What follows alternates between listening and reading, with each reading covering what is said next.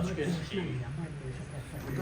Party office পরিদর্শন অথবা party অফিসে এসে আপনাদের সাথে সৌহার্দ্য বিনিময়ের যে আয়োজন, সেখানে উপস্থিত আছেন সিলেট যুক্তরাষ্ট্র বিএনপির আহ্বায়ক সদস্য, যুক্তরাজ্য বিএনপির আহ্বায়ক সদস্য সচিব সহ অন্য যারা আছেন। চমৎকার পরিবেশ, চমৎকার আয়োজন। এই সুদূর ইংল্যান্ডে বসেও আপনারা জাতীয়তাবাদী দর্শনকে প্রতিষ্ঠিত করবার জন্য আমার জানা মতে দীর্ঘদিন ধরে আন্দোলন সংগ্রামে আপনাদের ভূমিকা অগ্রগতি ছিল। আমরা দেশে বসে যা চেষ্টা করেছি, এখানে বসে তার চেয়ে বেশি আপনারা চেষ্টা করেছেন। আপনাদের ত্যাগ, আপনাদের সংগ্রাম বহির্বিশ্বে বাংলাদেশের গণতন্ত্র প্রতিষ্ঠার দাবিকে জোরালো করেছে। সেই ভূমিকা আপনারা ছিলেন। আমিও আপনাদেরকে সবসময় ফলো করেছি, দেখেছি আপনাদের বিচরণ, আপনাদের সংগ্রামের স্পৃহা, প্রতিকূল অবস্থায় কীভাবে রুখে দাঁড়াতে হয়, প্রতিবাদ করতে হয়, প্রতিরোধ করতে হয়, এবং শুধু প্রতিরোধ করা না, সেই প্রতিরোধ সারা বহির্বিশ্বে কীভাবে ছড়িয়ে দিতে হয় সেটা আপনারা দেখিয়েছেন। এই জন্য দল এবং বাংলাদেশের মানুষ আপনাদের কাছে ছড়িয়ে দেন। আমি তো বটেই। তিনি একটা ভালো কথা বলেছেন যে আমরা যখন আসি তখন একটু জানান দিয়ে আসলে ভালো হয়। তো অ্যাজ এ মিনিস্টার হিসেবে যখন আসি, এটা রাষ্ট্রীয় একটা ব্যবস্থাপনায় আসা হয়, তো সেটা খুব জানানোর সুযোগ কম থাকে। আমি এসেছি আইএমও সম্মেলনে যোগ, এটা 6 তারিখ থেকে ছিল, সেখানে অ্যাটেন্ড করার প্রয়োজন ছিল, এবং সেখানে আমরা বাংলাদেশি ইনস্ট্রুমেন্টসও হস্তান্তর করেছি 3টে। ব্যাংকার কনভেনশন, তারপর হচ্ছে আপনার লায়াবিলিটি কনভেনশন, তারপর হচ্ছে নাইরোবি কনভেনশন, এগুলো হস্তান্তর করেছে। আজকে একটা ভালো দিন ছিল। আজকে যোগাযোগ মন্ত্রী ইউকে, তার সাথে আমাদের দ্বিপক্ষীয় একটা মিটিং ছিল মন্ত্রী। তো এটা একটা বড় আয়োজন, একটা সফল আয়োজন। আমরা ইউকে গভর্নমেন্টের সাথে কীভাবে কাজ করতে পারি, বিশেষ করে আমাদের ইনফ্রাস্ট্রাকচার, আমাদের ট্রান্সপোর্টেশনের মধ্যে কীভাবে তারা একটা জোরালো ভূমিকা রাখতে পারে, কারণ তাদের অর্থনৈতিক সক্ষমতা আছে, টেকনিক্যালি তারা সাউন্ড, ওইটা আমরা কাজে লাগাতে চাই। একটা মাল্টি মডার্ন যোগাযোগ সিস্টেম বাংলাদেশে প্রতিষ্ঠিত করতে চান প্রধানমন্ত্রী তারেক রহমান, এবং সেই দায়িত্ব অনেকটা আমার উপর দিয়েছে। সেই জন্য আজকে এটা আমার মনে হয় যে বাংলাদেশের থেকে কোনো মন্ত্রী এসে যুক্তরাষ্ট্রের কনসার্ন মন্ত্রীর সাথে দ্বিপক্ষীয় মিটিংয়ের নজির খুব কম, সেটা আজকে আমরা সফলভাবে করেছি। 3টা 1 ঘন্টায় আমরা সেখানে, আপনার ডিজি শিপিং উনি ছিলেন, আমার সরকারি পিএস যিনি আছে রুমি ছিলেন, যুক্তরাজ্যের ভারপ্রাপ্ত রাষ্ট্রদূত ছিলেন। আমরা দ্বিপক্ষীয় বসেছি, এটা ভালো ফলপ্রসূ মিটিং হয়েছে। উনি আশ্বস্ত করেছেন যে বেসরকারি খাতে বিনিয়োগ, বিশেষ করে রেল, নৌ, সড়কে যুক্তরাষ্ট্রের একটা জোরালো ভূমিকা থাকবে, এবং তারা আমাদের সাথে কাজ করতে চান সহযোগিতার মানসিকতা নিয়ে। বিশেষ করে পাবলিক প্রাইভেট পার্টনারশিপ যে প্রক্রিয়া মেথড আছে, সেই মেথডে তারা কাজ করতে চান। এবং আমিও যুক্তরাজ্যের সাথে আঞ্চলিক আন্তর্জাতিক রাজনীতিতে বাংলাদেশের সাথে সৌহার্দ্যপূর্ণ সম্পর্ক সবসময় রেখেছি। গণতন্ত্রের উত্তরণেও যুক্তরাজ্য সরকারের একটা জোরালো ভূমিকা ছিল। তো সেই জায়গায় দুটি রাষ্ট্র যাতে একসাথে কাজ করতে পারে এবং কাজ করা লাগবে, সেখানে একটা আস্থার সম্পর্ক স্থাপন সম্ভব হবে আশা করি আজকের এই দ্বিপক্ষীয় মিটিং। যার ফলে আপনার যে কথায় ছিলাম যে অনেক সময় অবগত করা সম্ভব হয় না। ধরেন আমি যখন শুধুমাত্র বিএনপিকে নেতৃত্ব দিয়েছি বা রিপ্রেজেন্ট করেছি, তখন একটা প্রসিডিউর ছিল। এখন যখন 3টি মন্ত্রণালয় আমার উপর দায়িত্ব, আমার উপর একজন বড় বরাদ্দের জন্য ধন্যবাদ দিয়েছেন সড়কে অথবা সেতুতে, কিন্তু এটা খুব জানেন না হয়তো যে আমি সিলেট আখাউড়া রেলওয়ের লাইনের জন্য 16,000 কোটি টাকা বরাদ্দ দিয়েছি। আমি রেল মন্ত্রণালয়ের মন্ত্রী, আমি নৌ পরিবহন মন্ত্রণালয়ের মন্ত্রী, আমি সড়ক এবং যোগাযোগ মন্ত্রণালয়ের মন্ত্রী। অর্থাৎ কমিউনিকেশনের যে সেক্টর, নৌ, রেল এবং রোডস, এই 3টাকে একত্রে করে যুক্তরাজ্যের আদলে, যুক্তরাষ্ট্রের আদলে আমাদের মন্ত্রণালয় করা হয়েছে, এবং মাননীয় প্রধানমন্ত্রী ওই দৃষ্টিকোণ থেকে সমন্বিত করে এবং আমাকে এই দায়িত্বটা দিয়েছেন। উনি আস্থা রেখেছেন, আমি মনে করি সেই আস্থার অমর্যাদা হবে না। আরেকটা জায়গায় একটা কথা বলেছেন যে জাসাসকে আগে পিছিয়ে জাসাস এরকম দেখেছেন। হ্যাঁ, নিঃসন্দেহে এটা সময়ের দাবি না, এটা মানুষের প্রত্যাশা। রাজনীতির একটা গুণগত পরিবর্তন মানুষ প্রত্যাশা করে এবং সেটা এখন অবধারিত হয়েছে, শুধু প্রত্যাশা না। কারণ প্রায় 54 বছরের বাংলাদেশে একটা জরাজীর্ণ রাজনৈতিক প্র্যাকটিস ছিল। জননেতা তারেক রহমানের হাত ধরে তার অবসান হতে হবে, এটাও আমাদের অঙ্গীকার। সেজন্য মানুষ জীবন দিয়েছে, রাজপথে এসেছে এবং বিএনপির সাথে একত্রতা প্রকাশ করেছে। নির্বাচন হয়েছে, খুবই চ্যালেঞ্জিং ছিল। প্রধানমন্ত্রী বলেছিলেন, বর্তমান প্রধানমন্ত্রী, যে আগামী নির্বাচন হবে সবচেয়ে বড় চ্যালেঞ্জ। হয়েছিল তাই, কারণ হচ্ছে দেশের পক্ষের শক্তি আর দেশবিরোধী শক্তির মধ্যে নির্বাচন হয়েছে, যার ফলে আগে নির্বাচনে অনেক আগে একটা সময় হতো আওয়ামী লীগ ভার্সেস এনটি আওয়ামী লীগ, এবার নির্বাচন হয়েছে বিএনপি ভার্সেস এনটি বিএনপি। অর্থাৎ যারা রাষ্ট্রটাকে ডেভেলপমেন্ট চায়, পরিবর্তন চায়, গণতন্ত্র প্রতিষ্ঠিত চায়, দায়বদ্ধ সরকার চায়, কার্যকর পার্লামেন্ট চায়, তারা বিএনপির নেতৃত্বে। আর বাকিরা হচ্ছে এই দেশটাকে কিভাবে উপনিবেশিক বা আধিপত্যবাদী শক্তির কাছে আনুগত্য রাখা যায়, অথবা কোনো ধর্ম বা গোষ্ঠীর নামে যাতে জাতিকে বিভাজন করা যায় এবং সেইটার অপব্যবহার করে যাতে রাজনীতি করা যায়, তাদের মধ্যে একটা ঐক্য ছিল। অর্থাৎ জাতীয়তাবাদী শক্তি, দেশবান্ধব রাজনীতি, রাষ্ট্র দর্শন ভার্সেস হচ্ছে দেশের জন্য কল্যাণকর নয় এরকম রাষ্ট্র দর্শনের মধ্যে কিন্তু নির্বাচন হয়েছে এবং সেই নির্বাচনে জনগণ আমাদের উপর আস্থা রেখেছে, দায়িত্ব বেড়েছে।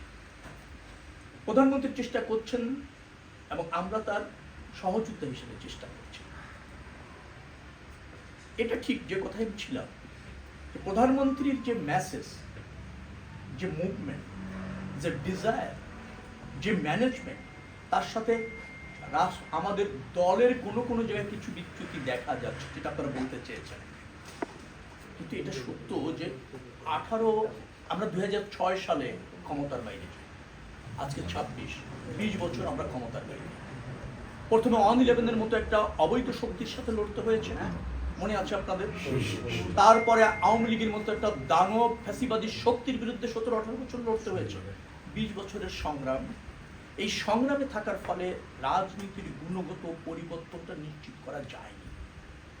কেবলমাত্র যারা মাঠে রাখতে পারে, দাঁড়াতে পারে, থাকতে পারে, তারা ছাড়া যারা একটু সৃজনশীল পলিটিক্স করতে চায়, এরকম অনেকে নিজেকে গুটিয়ে নিয়েছিলেন।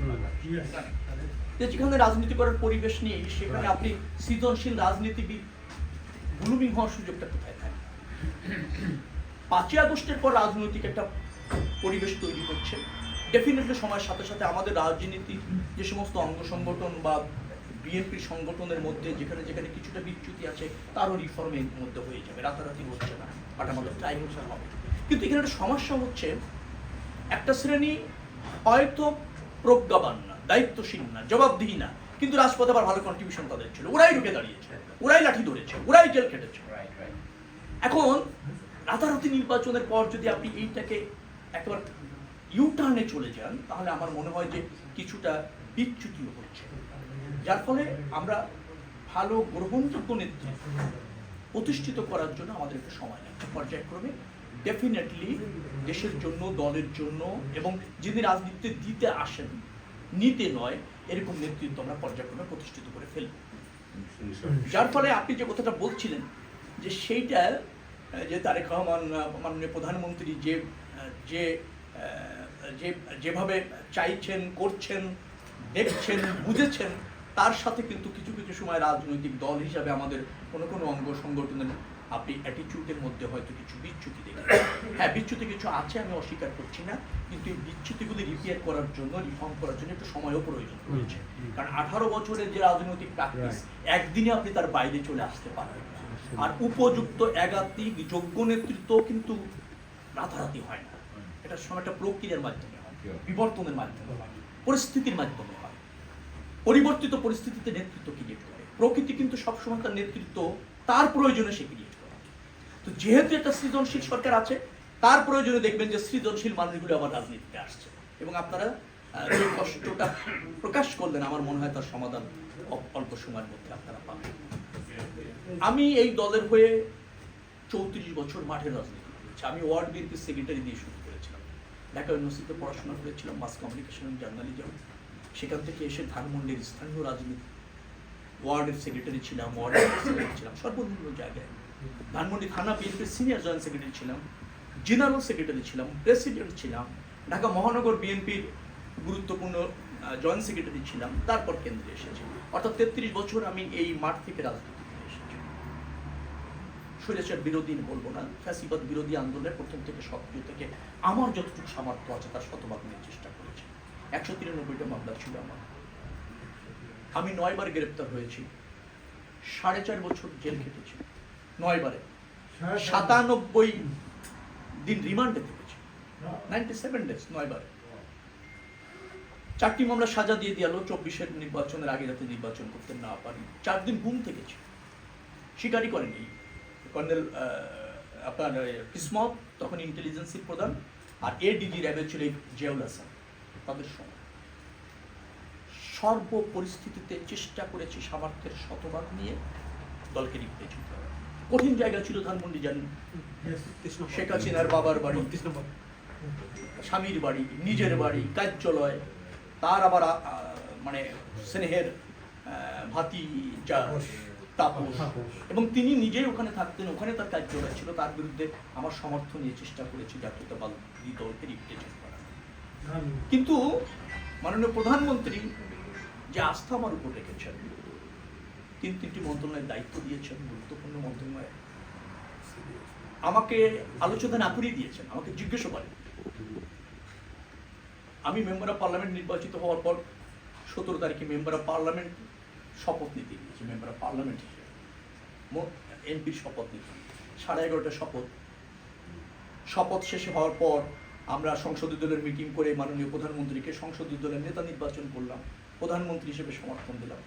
এরপর কিছু আপনার ছবি তুলতে হয়, কিছু এই আপনার ফিঙ্গারপ্রিন্ট দিতে হয়, এগুলি শেষ করে কেবল ভিআইপি ক্যাফেটেরিয়ায় গিয়ে কফির অর্ডার দিয়েছি।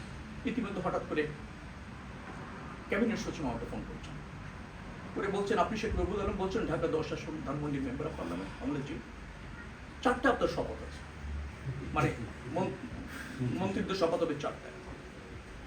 আমি একটু হলাম, অবাকই হলাম। তারপরে আমার একজন অফিসার আপনার কাছে যাচ্ছে, সে আপনাকে গাইড করবে এবং আপনাকে আমাদের প্রোটোকলের গাড়ি বাসায় পৌঁছে দিবে, এখন থেকে আপনার কাছে সে থাকবে। তো আমি ক্যাফেটেরিয়ায় বসে আছি, আমার আধা ঘন্টার মধ্যে একজন অফিসার চলে আসে, এসে আমাকে একটা কার্ড দিলেন, দেখেন যে মাননীয় মন্ত্রী মহোদয়। যাক, শপথ নিলাম। কিছু সময় পর জানলাম যে আমাকে আপনার সড়ক পরিবহন ও সেতু মন্ত্রণালয়, রেলপথ মন্ত্রণালয় এবং নৌপথ মন্ত্রণালয় দায়িত্ব। আমি একটু বিধ্বস্ত হলাম, কারণ আমি প্রথম মেম্বার অফ পার্লামেন্ট, প্রথম মন্ত্রী। আমাকে, আমার কাছে এটা সুখকর হলো না, আমার ঘাম ছুটছিল এবং আমি খুব নার্ভাস ফিল করছিলাম, কারণ প্রথম এমপি হয়েই এত বড় গুরু দায়িত্ব প্রধানমন্ত্রী আমার উপর রেখেছেন, এটা আমাকে বিচলিত করছিল এবং দায়িত্বের ভার মানুষকে যেমন নুইয়ে দেয়, আমাকে এরকম নুইয়ে দিচ্ছে। শপথের পর প্রধানমন্ত্রী চলে গেলেন হচ্ছে সংসদ ভবনে, তার যে অফিস, তো বিদেশে অনেক ফরেন মিনিস্টার ওদিন ছিলেন শপথের দিন, দু একটা দেশের প্রধানমন্ত্রীও ছিলেন, তাদের সাথে সময় কাটালেন প্রধানমন্ত্রী। সব মন্ত্রী এমপিরা চলে গিয়েছেন, আমি সহ 4 জন মন্ত্রী দাঁড়িয়ে আছি প্রধানমন্ত্রীর কার্যালয়ের অফিসের বাইরে। কিছু সময় পর সবাই চলে যাওয়ার পর সালাম দিলে প্রাইম মিনিস্টার আমার চেহারা দেখে তাকিয়ে বুঝেছেন যে আমি মনে হয় আমাকে যে কথা বলেছেন সেটা আপনাদের শেয়ার করার জন্য এত কথা। আমাকে বললেন, রবি, আমিও প্রথম member of parliament, prime minister, এবং আমিও প্রথম প্রধানমন্ত্রী। আমি দেশ চালাবো না, অবশ্যই চালাবো। এক্সপেরিয়েন্স কারো থাকে না, আপনার সততা, আপনার কাজ করার স্ত্রী পায় এবং আপনার কোনটা বিবেচনা করে আমি দায়িত্ব দিয়েছি। জেনে বুঝে দায়িত্ব দিয়েছি।